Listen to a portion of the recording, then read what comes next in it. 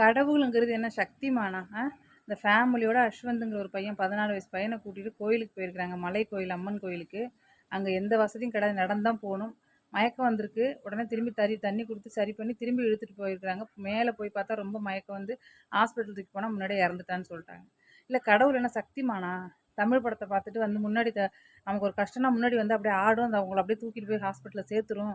அப்படியே நெத்தியில் கையை வச்சு உங்களுக்கு வர பிரச்சனையை சரி பண்ணிட்டு நினச்சிக்கிட்டீங்களா? எனக்கு புரியல. நீங்க வந்து ஒரு சாமிய மதிச்சு கும்பிடுறீங்களா? 24 மணி நேரத்துல 10 நிமிஷம் அந்த நீங்க கும்பிடுற ஒரு கடவுளுக்கு மரியாதை குடுத்து சுத்தமா வீட்ல இருந்து பூஜை பண்ணாலே சந்தோஷம். இல்லையா 4 பேருக்கு அன்னதானம் வாங்கி குடுங்க. 4 பேருக்கு துணிமணி வாங்கி குடுங்க. எத்தனையோ முதியோர் இல்லம் இருக்கு. எத்தனையோ ஹோம்லெஸ் பீப்புள் பஸ் ஸ்டாண்ட்ல இருக்காங்க. அப்படி செஞ்சாலே கடவுள் உங்ககிட்ட குடியிருக்கும். உங்களுக்கு பார்க்கும். அத விட்டுட்டு எந்த சாமியாவது சொன்னுதா? எனக்கு நாக்குல சூலம் குத்திக்கங்க, 10 கிலோமீட்டர் நடந்து வாங்க, பட்டினி கிடங்க, காவடி தூக்குங்க, எனக்கு மலையில நடந்து வாங்க அப்படின்னு. இதெல்லாம் முட்டாள்தனமா